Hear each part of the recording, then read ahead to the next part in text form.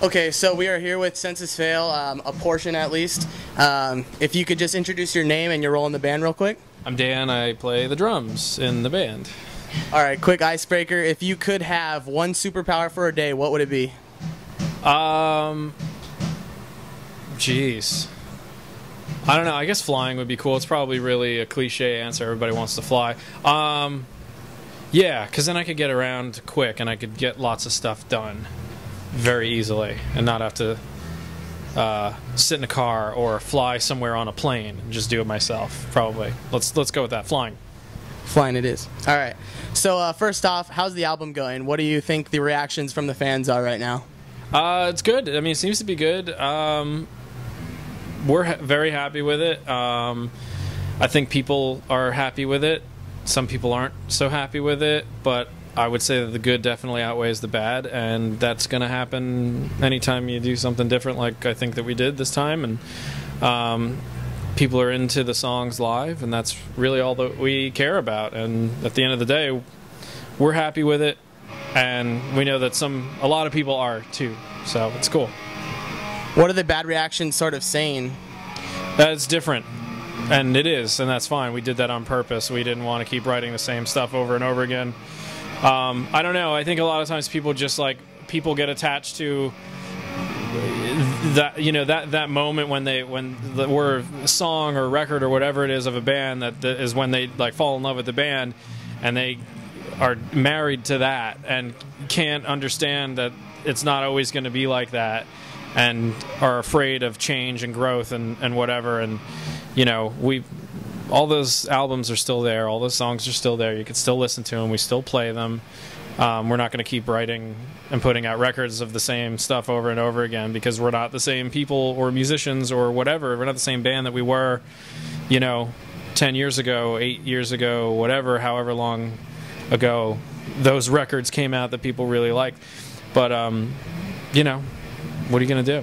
Yeah. So would you say it's safe to say this new album is a lot heavier than your past? Yeah, definitely. Yeah, for sure.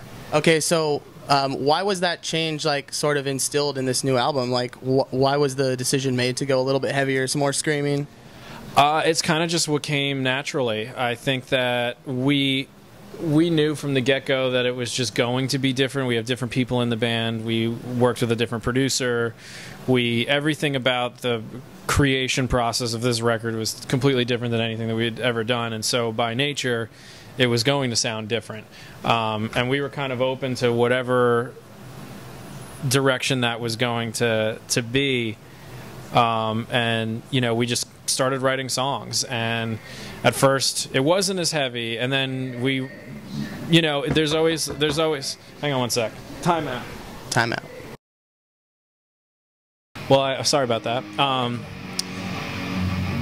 Yeah, I mean, we just started writing songs, and I think that heavier, I don't know, it's become such a talking point of the whole thing, discussing the heaviness of the record. I think that heavy music in general is just something that we've all are big fans of, gravitate towards, enjoy listening to, enjoy writing, enjoying playing.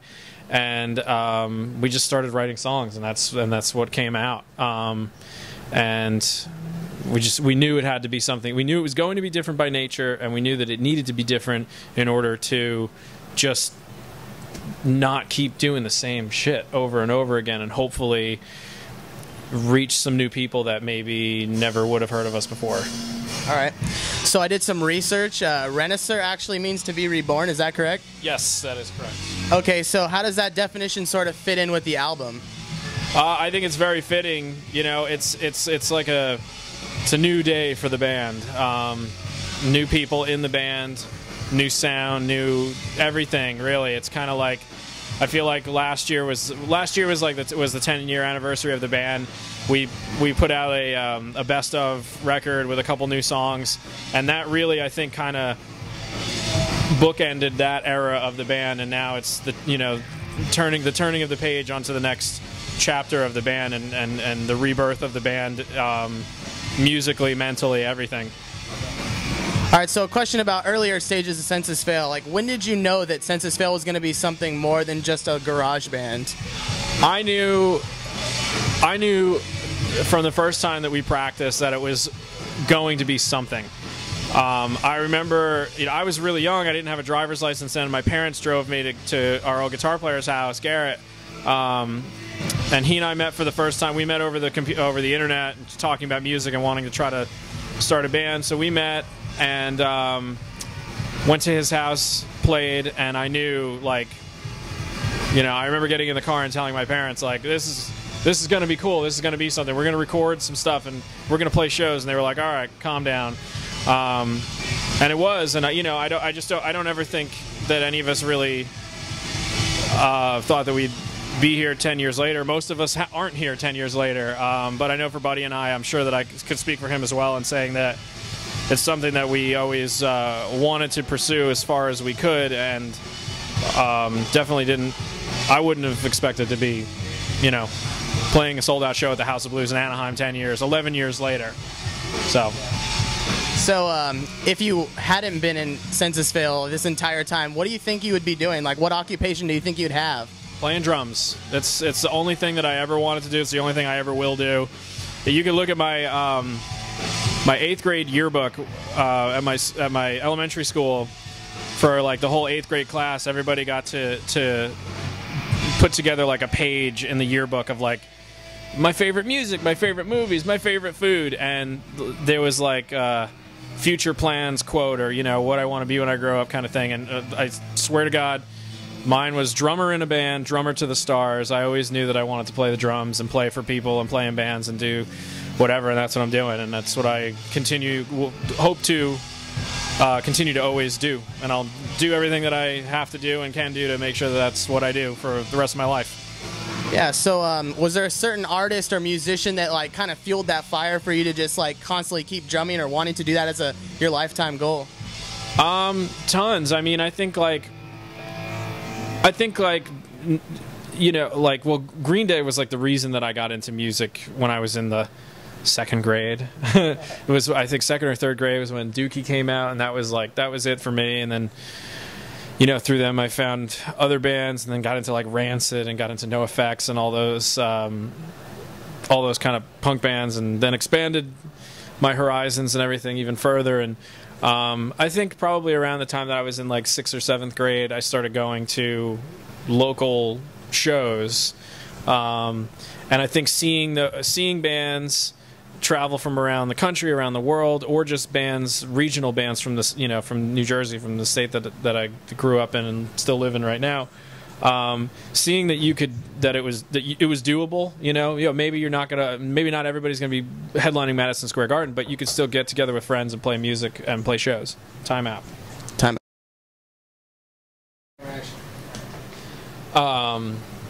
But yeah, I think when I started going to shows and seeing bands doing it, and realized that it was possible to do it on many different levels, and the whole like DIY mentality, was when I was like, oh, this is something that I could do, and this is my foot in the door of into that world.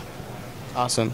All right, so something a little less serious. I've seen 2 different articles of you and Buddy both having tour dogs. What's going on with that? Like, do you guys have a heart for dogs, or is it just something that keeps you guys going?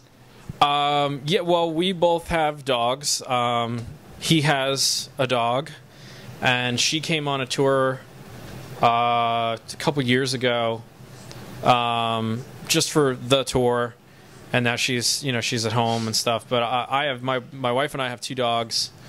And decided that maybe I'd bring one of them on tour with me this time. So he's not a tour dog, he's a home dog, family dog, but he's on tour right now. So I guess by definition he could be considered a tour dog, but he's not like a dog that we just like found and he's our mascot or something. No, his name's Rick. He's a dachshund, a long-haired dachshund. I've had him for when did I get him? In 2010. How many years is that? 3 years. So about 3.5 years. He's about 3 years old. He's a great dog. He's having the time of his life. He's getting nothing but attention from different people every day, and peeing and pooping on all different surfaces every different day. tons of different stuff to smell, tons of playtime. He's great. I mean, I love dogs. Big dog enthusiast, and yeah, it's cool to be able to take him with me and have a little piece of home, and makes my wife's life a lot easier too at home, being alone by herself at home without me, and only having to take care of one dog as opposed to two. So everybody wins in this case. Awesome. So there was also a drum competition announced. Multiple people sending their drum cover of this recent album. How is that going? Are you guys close to coming and announcing that winner? Or? Yeah, we should be figuring. We got a lot more submissions than I even thought that we would have. So it's cool. There was an email. I mean, the contest is closed now. It ended a couple days ago, but there was an email address specifically for the thing, and I have it on my phone and everything. So all day my phone's just blowing up, getting links to videos or whatever. And it's been really cool. There's been a lot of really awesome stuff in there. Narrowing it down, kind of sifting through everything, and I would say probably within the week or so we'll have the lucky winner picked out, and they'll get a whole bunch of awesome drum stuff. Yeah. All right. So last question. You guys have been around for a while. Obviously, you know that. So what's the secret to staying relevant and together for this long? God, I don't know. Just doing it because you love doing it and doing it for the right reasons. I think that going out on a limb like we did and doing something different with this record was very important for us, for ourselves and for our listeners as well. And just I don't know, taking it all in stride and enjoying it and appreciating the fact that you get to do this and that we're still here. Don't take yourself too seriously. Take yourself seriously, but don't take yourself too seriously. Communication is big. Got to be able to communicate. It's been a wild ride. Clearly, there's only two of us original members left. I don't know. Maybe we're just the craziest ones. Or maybe we're the ones that just really love doing this and are willing to give it our all, and I think that's what it is. I don't know, just hard work, and not getting overwhelmed, trying not to get overwhelmed and frustrated by the highs and lows of being in a band. All right, awesome. Well, with that, thanks for having us. Thank you. And thanks for watching, guys.